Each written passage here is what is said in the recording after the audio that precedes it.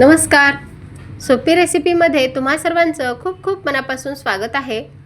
आज आपण घरच्या घरी अगदी साध्या सोप्या पद्धतीने मँगो फ्रुटी कशी बनवायची ते बघणार आहेत. आता बघा, इतका कडक उन्हाळा आहे, तर जनरली लहान मुले किंवा मोठी माणसंसुद्धा काय करतात, बाहेरून जर आलं तर घरी आल्या थंड काहीतरी त्यांना प्यावंसं वाटतं. तर त्यासाठी बाहेरून विकत आणण्यापेक्षा, म्हणजे आपण दुकानातून मँगो ज्यूस आणतो किंवा मँगो फ्रुटी आणतो, तर त्यापेक्षा घरच्या घरी अगदी कमी साहित्यामध्ये ही मँगो फ्रुटी आज आपण बनवली आहे.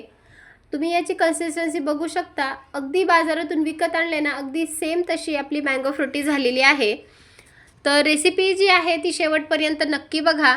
व्हिडिओ जर आवडला असेल तर प्लीज माझ्या चॅनलला सबस्क्राईब करा, लाईक करा, सोबतच बेल आयकॉनवर क्लिक करा आणि माझ्या रेसिपी तुम्हाला कशा वाटतात मला नक्की कमेंट करून सांगा.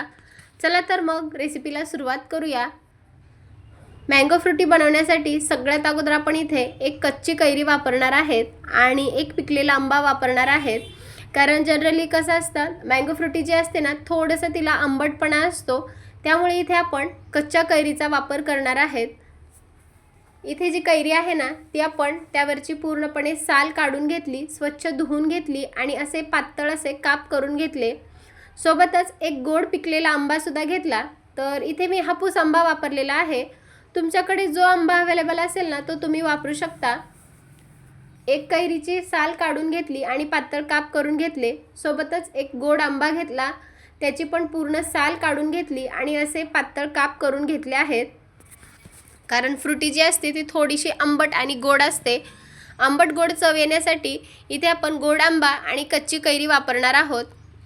आता ही जे आंबा आहे आणि कैरी आहे ना, ती आपल्याला शिजवून घ्यायची आहे. तर काय करायचं, एक छोटंसं पातेलं घ्यायचं किंवा तुम्ही कुकरचा डब्बासुद्धा घेऊ शकता. त्यामध्ये ही कैरी आणि जो आंबा आहे ना, हे आपल्याला टाकायचं आहे. आता यामध्ये आपल्याला अजिबात पाणी टाकायचं नाही. आता इथे मी एक कुकर घेतला आणि कुकरच्या बेसला म्हणजे तळाला 1 इंच आपल्याला पाणी टाकायचं आहे. तर बघा, आपलं एक पहिलं जे बोट आहे ना, ते बुडेल इतपत आपल्याला कुकरमध्ये पाणी टाकून घ्यायचं आणि ज्या पातेल्यामध्ये आपण जो आंबा आणि कैरी ठेवली आहे ना, ते पातेलं जे आहे ते आपल्याला असं या कुकरमध्ये ठेवायचं आहे. तुम्ही हवं तर ना कुकरच्या डब्यामध्ये सुद्धा ह्या आंबा आणि कैरी ठेवू शकता. आता आपल्याला कुकरला एक झाकण लावायचं आणि मध्यम आचेवर किंवा हाय फ्लेमवर आपल्याला एक 3 ते 4 शिट्ट्या करून घ्यायच्या आहेत. म्हणजे जो कैरी आणि आंबा आहे ना, तो आपल्याला असा मऊसूत शिजवून घ्यायचा आहे. तर एक 3 ते 4 मिनिट आपण हे जे कुकर आहे ना, त्याला हाय फ्लेमवर छान शिट्ट्या करूयात. आता आपल्या कुकरला शिट्ट्या होत आहेत, तोवर आपण दुसरी तयारी करूयात. कारण जो आपला मँगो फ्रुटी असते ना, ती थोडीशी आंबट गोड चवीची असते. तर त्यासाठी आपल्याला इथे शुगर सिरप तयार करायचा आहे. तर त्यासाठी मी गॅसवरती कढई गरम करण्यासाठी ठेवली आणि त्यामध्ये अर्धी वाटी साखर टाकून घेतली. ज्या वाटीने आपण साखर टाकली ना, त्याच वाटीने आपल्याला अर्धी वाटी पाणी टाकायचं आहे. आता हाय फ्लेमवर सुरुवातीला ही साखर जी आहे ते पूर्णपणे विरघळवून घेऊयात. आता बघा, हाय फ्लेम केली होती, छान अशी याला उकळी आली. आता आपल्याला याचा ना एक तारेचा पाक करायचा आहे. जी आपली मँगो फ्रुटी असते ना, त्याला अशी स्मूथ अशी कन्सिस्टन्सी असते, ती या शुगर सिरपमुळे येते. तर आपल्याला शुगर सिरप असा तयार करून घ्यायचा. आता शुगर सिरप झाला की नाही ते चेक कसं करायचं, तर गरम असताना अजिबात चेक करायचं नाही. कारण साखर जी असते ती थोडीशी मेल्टेड असते, त्यामुळे हातावरती किंवा चमच्यावरती असा पाक घ्यायचा. थोडंसं 1 मिनिट त्याला थंड करायचं आणि थंड झाल्याच्या नंतर तुम्ही कन्सिस्टन्सी चेक करू शकता. तर बघा, दोन्ही बोटाच्या मध्ये घेतलं आणि अशी पटकन अशी तार तुटत आहे, म्हणजेच आपल्या इथं शुगर सिरप तयार झालं. आता हे पूर्णपणे आपल्याला थंड करून घ्यायचं आहे. बाजूला ठेवूयात. कुकरची सुद्धा वाफ घालवून घेतली आणि हे पातेलं वर काढलं. आपला कैरी आणि आंबा आता छान असा मऊसूत शिजलेला आहे. याला थोडंसं मॅशरने किंवा चमच्याने मिक्स करून घेऊयात. केलं तरी काही हरकत नाही, किंवा कारण हे जे आहे ना, ते आपण असंही मिक्सरला फिरवून घेणार आहेत. तर त्यामुळे अगदी हलक्या हाताने याला थोडंसं आपण मॅश करून घेऊयात. आता इथे मी एक मिक्सर घेतला आणि मिक्सरमध्ये हे जे आपण कैरी आणि आंबा शिजवून घेतला आहे ना, तो टाकून घेऊयात.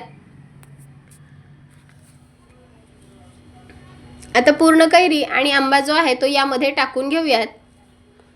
आता जो आपण शुगर सिरप केला होता ना तो पूर्णपणे थंड झाला आहे, तर तो अर्धा अगोदर मी टाकून घेते आणि नंतर जसं गोडाचं प्रमाण आहे ना त्यानुसार बाकीचा राहिलेला टाकून घेऊयात. आता यामध्ये थोडंसं आपण पाणी टाकणार आहोत. तर आपल्याला इथे थंडगार पाण्याचा वापर करायचा आहे, कारण आपण जे विकतचं फ्रुटी किंवा माझा आणतो ना तो अगदी थंडगार असतो. थोडंसं थंडगार पाणी टाकलं आणि मिक्सरला छान असं याची स्मूथ अशी प्युरी करून घेऊयात. एकदम बारीक आपल्याला अशी ही प्युरी करून घ्यायची आहे. आणि इथे बघा आपण एकदम स्मूथ अशी याची प्युरी तयार करून घेतली. इथे बघा आपली ही मँगोची प्युरी बनवून तयार आहे. आता ही आपण एका पातेल्यामध्ये काढून घेऊयात. आता ही खूपच जास्त घट्ट आहे, तर थोडीशी आंबट आहे, त्यामुळे जे राहिलेलं शुगर सिरप आहे ना ते पूर्णपणे यामध्ये टाकून घेते.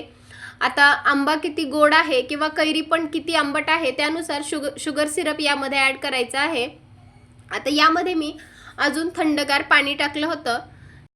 आता तुम्ही याची कन्सिस्टन्सी बघू शकता, तर अगदी विकत आणतो ना सेम तशीच फ्रुटी झालेली आहे आणि याला रंगसुद्धा खूपच छान आलेला आहे. आता यामध्ये थोडेसे आईस क्यूब टाकून घेऊयात, कारण जे आपण विकत आणतो ना अगदी थंडगार असते, त्यामुळे थोडेसे आईस क्यूब यामध्ये टाकून घेऊयात.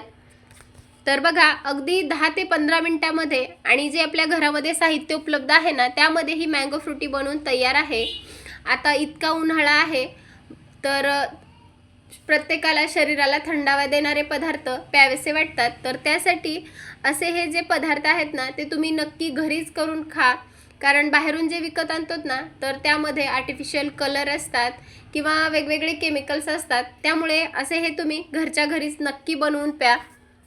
आता इथे माझ्याकडे जे आपण मँगोच्या बॉटल्स आहेत ना फ्रुटीच्या त्या होत्या, तर त्यामध्ये मी हा मँगो फ्रुटी टाकून घेते आणि अजून थोडा वेळ एक फ्रीजला थंड होईपर्यंत ठेवणार आहे. तर बघा अगदी मार्केटमधून विकत आणल्यासारखी ही मँगो फ्रुटी बनवून तयार आहे. तुम्ही हवं तर हे पातेलं जे आहे ना ते असंच फ्रीजमध्ये सुद्धा ठेवू शकता आणि थंडगार झाल्याच्या नंतर पिऊ शकता. तुम्हाला ही रेसिपी कशी वाटली मला नक्की कमेंट करून सांगा. व्हिडिओ जर आवडला असेल तर जास्तीत जास्त लोकांपर्यंत शेअर करा. पुन्हा भेटूयात, तोपर्यंत धन्यवाद.